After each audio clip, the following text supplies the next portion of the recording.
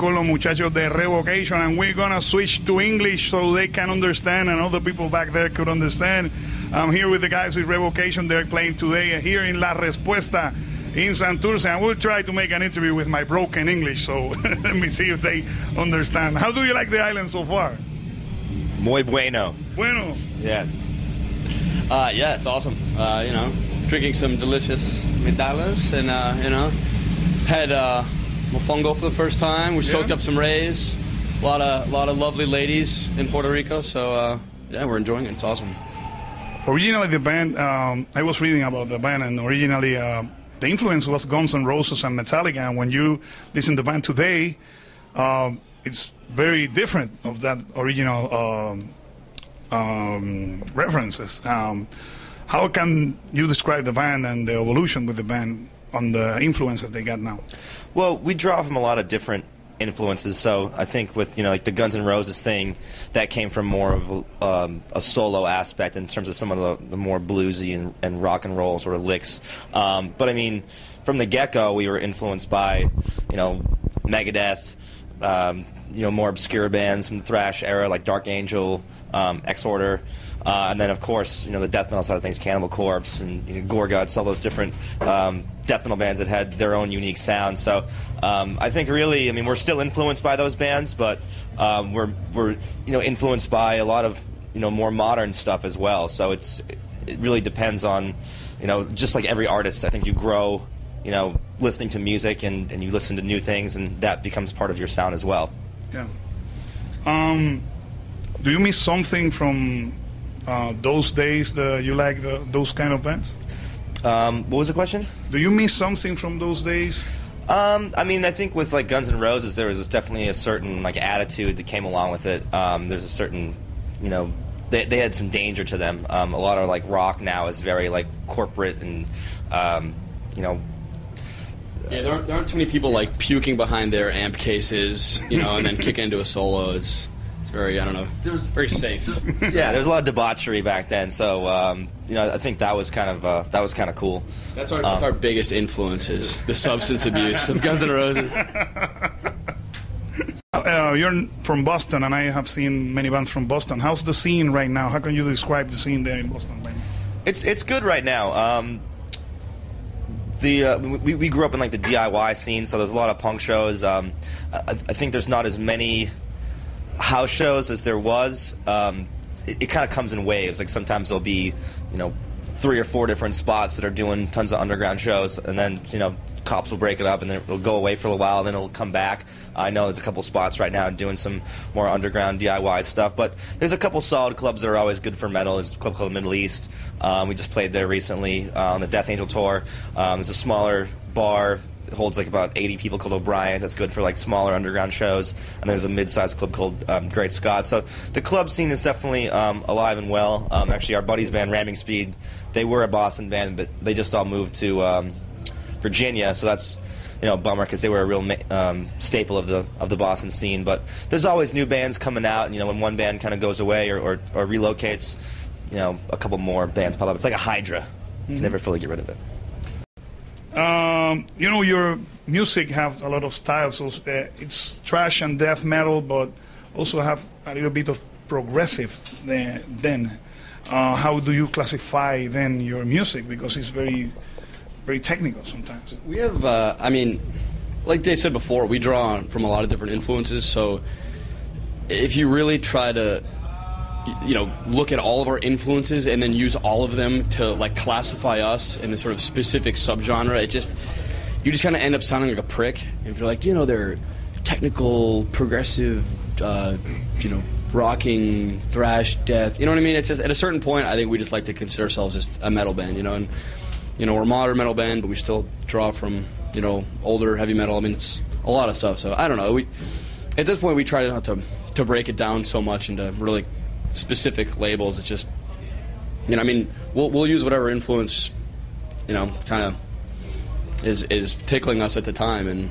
But you know, as far as how we classify ourselves, we just like to think of ourselves as just a metal band. So you share the same point of view? No, I think that we are a death, thrash, progressive, hints of rock and roll, grindcore, Jazz, and some jazz. Fuck you, Phil.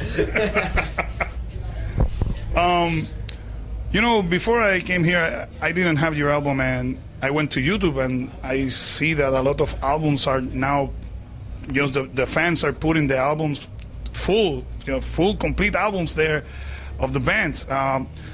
You know, how do you cope with that as a band? I think, ultimately, you can't police everything on the internet. We would prefer if people went out and bought our records. We have our records available online via Spotify. So, I mean, if you're not going to go out and buy the record, at least you can stream it, and there's some sort of, revenue stream, however slight it is.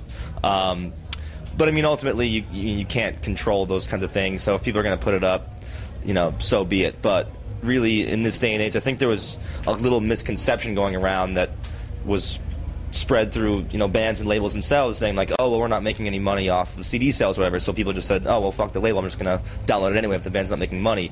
However, the reality of it is that there's certain, when you get into music contracts and stuff, there's certain price points. So maybe you're not making, tons of money off an individual CD sale, but if you sell, let's say, 20,000 copies of the CD, then in your contract for your next CD, you get X amount more dollars to record. So that means you can work with a better producer, you can go into a better studio. So the album sales really do translate to helping the band out in the long run. I think that's a little bit of a misconception that's been happening, because I feel like if real metal fans, they want to support their bands. They don't want their favorite bands to go by the wayside or stop doing it, because it's a difficult business to make money in, for sure, and we're definitely not in it to become millionaires.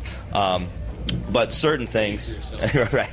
But certain things, like I said, certain price points or how many units you sell can translate into maybe getting on a better tour or getting a higher guarantee when you go out headlining, or even just your contract getting more money for a record. So it does matter. Do you think the rules for that kind of future in the music business are changing, and what do you think it will be in 5 years from now? It's definitely changing. I don't know. I don't think anyone really knows like what is going to fill that vacuum, because right now it's such a topsy-turvy time.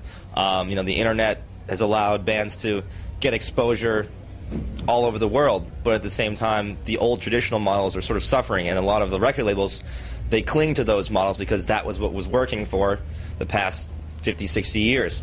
So it's hard to tell. I mean, vinyl's making a comeback, but at the same time, vinyl equates to a very small percent. So I think vinyl sales are probably higher than they were 10 years ago, but it's also only like 1 or 2% of the overall music thing. So I think just getting creative with packaging, maybe, like, people that want to buy the hard copy are going to buy the hard copy. So maybe it's like a digipack that comes with a limited edition T-shirt, that comes with a limited edition patch or something like that. Maybe the band's going to charge $45 from it, and they're going to print up 2,000, but that would be like a collector's item, so everyone will kind of go out that really want to support the band and get that. I've seen bands recently, tapes are coming back. Yeah. I know Skeleton Witch just did a limited edition of tapes, and that Municipal Waste. So, there's all different ways to kind of tap into that sort of collector's market.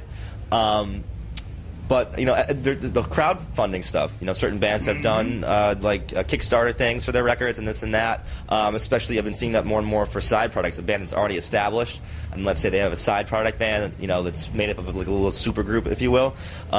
They're doing Kickstarters, and they're getting more money than what a label probably would have offered them just by reaching out to their fan base and saying, like, hey, you want to see so-and-so from this death metal band and this black metal drummer and this hardcore singer form a side product, and they're getting like $30,000 raised for recording, and can maybe put a little bit extra money in their pocket too. So it's sort of there's different ways to get creative with it, but I don't think they found that like problem-solving solution just yet. And I don't know if they will in 5 years. It might just be a struggle. Yeah. When I listen to your music, I always can catch up, even though I'm not an English speaker. The lyrics in the music, sometimes you listen to death metal bands or black metal bands, and you don't catch up any of the lyrics of the band. Mm-hmm. But the lyrics are so important in the band. Lyrics are very important in this band. we take a lot of time crafting the music. We don't want to rush the lyrics or put out anything that we are not passionate about. And I think just, now is a great time to begin a metal band. I mean, there's so many things to sort of write about. It's happening in, world events, or also, personal stuff. So the lyrics are very, very important to us. And, we try and, we have a very abrasive vocal style, but at the same time, we try and enunciate it in a way that it still has the impact, but also can be, somewhat audible. So even if you can't pick out every single phrase, maybe certain key things kind of catch your ear and say, oh, what is the song about? You can look up the lyrics online, or if you get the CD, the lyrics are always printed in the CDs as well. So, we try and put it out there so people can check it out and see what we're talking about. If I read correctly on the internet, you're going to be playing in Mexico in February? January? Yeah, I think 17th January 17th. Yep. How can you, for our Mexican fans, can you say something? Is it the first time there or no? Yeah, it's our first time there, and it's our first time here, and we're super stoked to play here. And it's our first time in Mexico. We're playing Mexico City, and we really can't wait. We've heard the shows down there pretty insane, so we're pumped to rage there with those guys. Latinos always are insane, and an insane crowd sometimes. Very passionate. Yeah, very passionate. Yeah, very passionate. Final comments and future plans first. Future plans. What are the future plans you have for a new record or something? We're working on some new material now. We're sort of, anytime we're home from tour and we have some downtime, we try and write and whatnot. So the material is shaping up to be pretty epic so far. We're really pumped on that. And other than that, I'm sure we'll be doing a lot of touring. We're always on the road supporting whatever release that we're doing. I think this record's still got some life left in it, so we'll probably be doing another tour in the spring. But for now, it's just sort of hibernate for the wintertime, because unlike here, it gets rather cold in Boston. Just writing some new stuff. We can't wait for people to check it out, probably sometime next year. Website and final comments.